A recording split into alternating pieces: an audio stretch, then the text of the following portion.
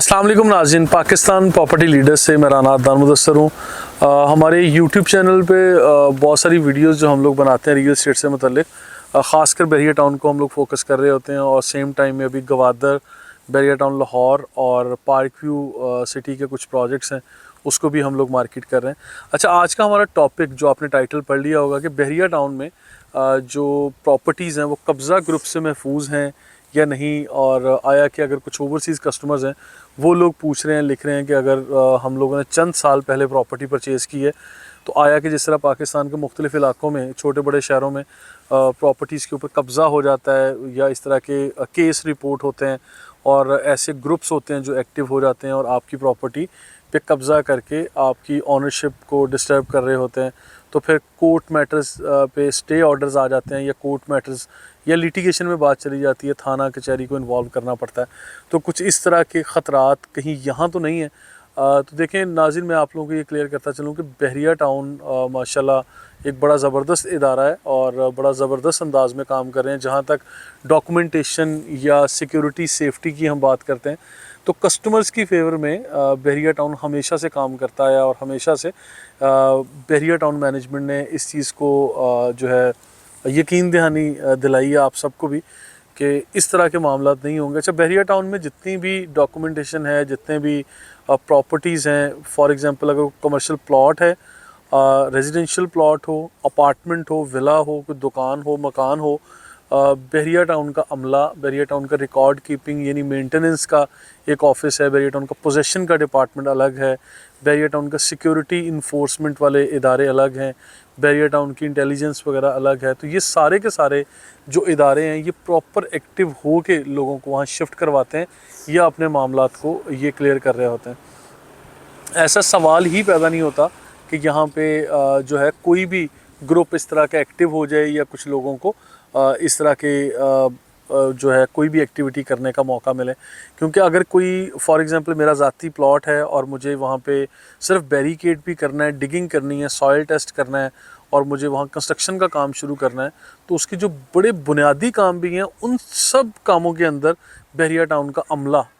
Involve हो जाता है। ठीक है, फ्रॉम द वेरी यानी इनिशियल स्टेज स्क्रैच से भी अगर मैंने एक प्लॉट के ऊपर काम शुरू करना है तो बहरिया टाउन की एनओसीज़ चेक एंड बैलेंस होता है। इनकी कुछ ऐसी फोर्सेस या ऐसे लोग हैं जो बाकायदा आके चेक करते हैं, पूछते हैं, एनओसीज़ नहीं है तो मौके पे आप लोगों को फ़ाइन हो जाता है। मतलब this is for the original honours. अगर कोई अननोन लोग इस तरह की कोई आके कब्ज़े की बात करेंगे तो फिर ये तो सवाल ही पैदा नहीं होता। अच्छा, दूसरा सवाल ये कि डबल या ट्रिपल ऑनरशिप भी हो जाती है। ऐसा है कि एक फ़ाइल, एक प्लॉट, एक घर, एक मकान कोई ज़्यादा लोगों को भी बेचा जा सकता है,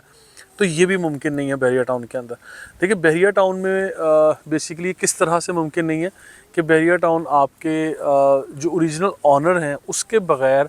ट्रांसफ़र का प्रोसेस को कंप्लीट ही नहीं करते। ठीक है, और अगर कोई for example in case of overseas Pakistanis you are not right now available in Pakistan and you want to give transfer to an other party, तो आप लोगों को बाकायदा एम्बेसी को इन्वॉल्व करना पड़ता है, फ़ॉरेन ऑफिस को इन्वॉल्व करना पड़ता है, न्यूज़पेपर में एड्स देने पड़ते हैं और यानी एक प्रॉपर एक डॉक्यूमेंटेशन का प्रोसीजर है जिसको अडॉप्ट करने के बाद ही आप लोग ये ट्रांसफ़र दे सकते हैं। अच्छा, अगर ट्रांसफ़र चलें हो भी जाए तो सबसे पहले आपको अलॉटमेंट या उसके ओरिजिनल डॉक्यूमेंटेशन नहीं मिलती। सबसे पहले आपको प्रोविजनल सर्टिफिकेट दिया जाता है बहरिया टाउन की तरफ से,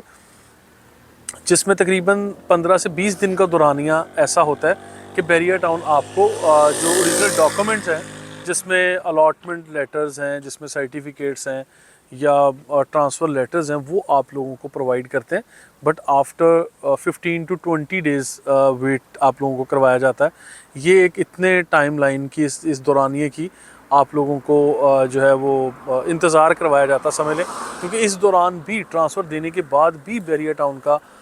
जो एक रूल है, पॉलिसी है, ये कहते हैं कि अगर कोई ऑनर फॉर एग्ज़ाम्पल अखबार में इश्तिहार देने के बावजूद, ट्रांसफ़र देने के बावजूद भी अगर कोई आके क्लेम करता तो उन चीज़ों को कानूनी हैसियत ये बनती है कि उन चीज़ों को टैकल किया जा सके, प्रॉपर रिस्पॉन्ड किया जा सके।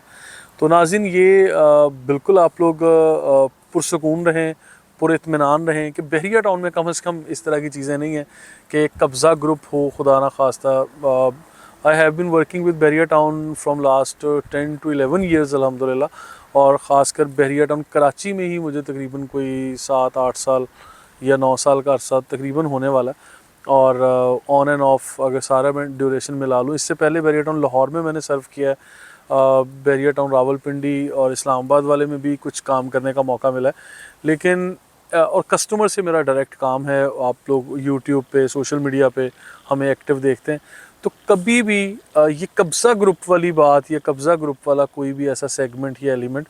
आई हैव नेवर एवर के कोई मैंने इस तरह का फेस किया हो या मेरे इल्म में भी आया हो, क्योंकि ऐसा केस रिपोर्ट भी हुआ हो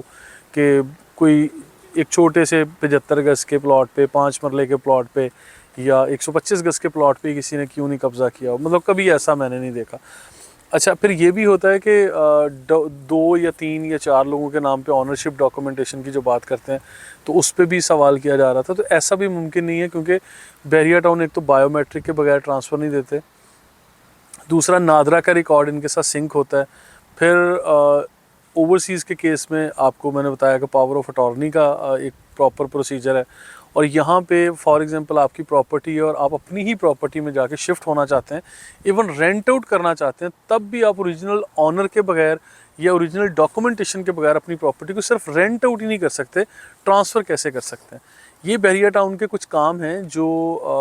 रूटीन में शायद हमारे कस्टमर्स को जो हम फीडबैक ले रहे होते हैं, ये काफ़ी लगता है कि बहरिया टाउन ज़रूरत से ज़्यादा सख्ती कर रहा है। बहरिया टाउन का अमला कोऑपरेटिव नहीं है। बहरिया टाउन के जो लोग हैं वहाँ पे चीज़ों को यानी प्रोसेस को इजी फ्लो के साथ नहीं रखा गया, बल्कि टफ़ बनाया जाता है, या इस तरह की चीज़ें सामने आती हैं। लेकिन मुझे ये लगता है कि ये प्रैक्टिस करके जो चीज़ें अब सामने आती हैं, तो हमें ये लगता है कि ये सारे के सारे प्रोसेस आप लोगों की और हमारी सेफ्टी के लिए। अल्हम्दुलिल्लाह इसमें देखिए, बहरिया टाउन से बाहर मैंने बहुत कम काम किया है, ज़्यादा बहरिया टाउन के अंदर और बहरिया टाउन की डॉक्यूमेंटेशन को ही हमेशा देखा है। तो ऐसा बाकी ऑल ओवर पाकिस्तान छोटे बड़े शहरों में या लोगों से ज़रूर सुना है कि खुदा ना खास्ता कोई डबलिंग हो गई है फ़ाइल में, कोई 2 नंबर फ़ाइल हो गई है या कुछ इस तरह से चीज़ें हुई हैं, लेकिन ऐसा बहरिया टाउन में हमने कभी ऐसा कोई ट्रांसफ़र नहीं देखा। हाँ, लोग चीट कहाँ करते हैं या आप लोगों को कहाँ जो है वो फ्रॉड आपके साथ हो सकता है, जहां आप लोग यानी जो किसी XYZ किसी भी दूसरे तीसरे बंदे से डील कर रहे हैं और जहां पे आपने ओरिजिनल डॉक्यूमेंट को वेरीफाई ना किया हो, जहां पे आप ओरिजिनल ऑनर से मुलाकात ना की हो, जब आपके पास ट्रांसफ़र का प्रोसेस आपने हेड ऑफिस में ख़ुद आके या अपने बाएतबार लोगों के ज़रिए ना किया हो, तो फिर शायद ऐसा मुमकिन है कि आप लोगों को सारी अमाउंट्स ले ली जाएं, पे ऑर्डर, चेक्स और पैसे ले लिए जाएं और आपको सो कॉल्ड एग्रीमेंट, कॉन्ट्रैक्ट या लेटर हेड्स के ऊपर मुतमिन कर दिया जाए। अगर बहरिया टाउन से जो भी डॉक्यूमेंट आपको इशू किए जा रहे हैं, इसमें सवाल ही पैदा नहीं होता कि कोई डबलिंग हो या कोई कब्ज़ा ग्रुप या कोई 2 नंबरी का कुछ चांस हो या ऐसा इम्कान हो। तो ये मैं अपने उन कस्टमर्स को रिस्पॉन्स करना चाह रहा हूँ जिन लोगों ने ये सवाल पूछा